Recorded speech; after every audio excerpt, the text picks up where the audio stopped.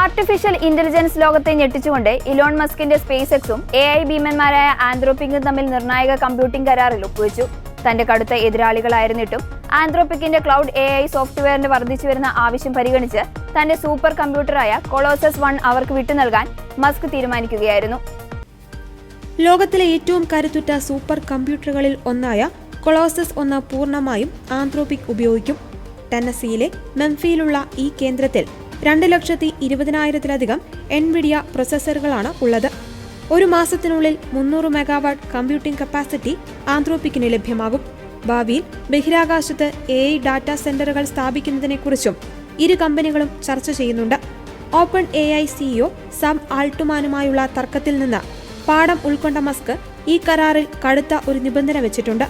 ആന്ത്രോപിക്കിന്റെ AI ടൂളുകൾ മാനുഷിക മൂല്യങ്ങൾക്ക് വിരുദ്ധമായി പ്രവർത്തിച്ചാൽ ഏത് നിമിഷവും ഈ കരാർ റദ്ദാക്കുമെന്നാണ് മസ്കിന്റെ മുന്നറിയിപ്പ്. മനുഷ്യരാശിക്ക് ഗുണകരമായ രീതിയിൽ പ്രവർത്തിക്കുന്ന കമ്പനികൾക്ക് മാത്രമേ ഞങ്ങൾ കമ്പ്യൂട്ടിംഗ് സൗകര്യം നൽകൂ. ഇവരുടെ AI മനുഷ്യർക്ക് ദോഷകരമായ രീതിയിൽ പ്രവർത്തിച്ചാൽ നൽകിയ സേവനങ്ങൾ തിരികെ എടുക്കാനുള്ള അവകാശം സ്പേസ് എക്സിനുണ്ടെന്നാണ് മസ്ക് എക്സിൽ കുറിച്ചത്.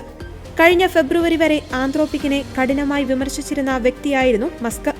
ആന്ത്രോപിക് പക്ഷാപാതപരമായാണ് പെരുമാറുന്നതെന്നും വൈകാതെ അവർ മനുഷ്യവിരുദ്ധമായി മാറുമെന്നും അദ്ദേഹം പരിഹസിച്ചിരുന്നു. എന്നാൽ ആന്ത്രോപിക് ഉദ്യോഗസ്ഥരുമായി നടത്തിയ കൂടിക്കാഴ്ചയ്ക്ക് ശേഷം തന്റെ ഈവിൾ ഡിറ്റക്ടർ ആരും പ്രവർത്തിപ്പിച്ചില്ലെന്നും ക്ലോഡ് AI മനുഷ്യരാശിക്ക് നല്ലതാകുവാൻ സാധ്യതയുണ്ടെന്നും മസ്ക് ഇപ്പോൾ വ്യക്തമാക്കുന്നു. ആന്ത്രോപിക്കിന്റെ ഡെവലപ്പർ കോൺഫറൻസിൽ അവതരിപ്പിച്ച ഡ്രീമിംഗ് എന്ന പുതിയ ഫീച്ചറും ക്ലോഡ് കോഡും വിപണിയിൽ വലിയ ചർച്ചയാകുന്നതിനിടയിലാണ് ഈ കരാർ പുറത്തുവരുന്നത്.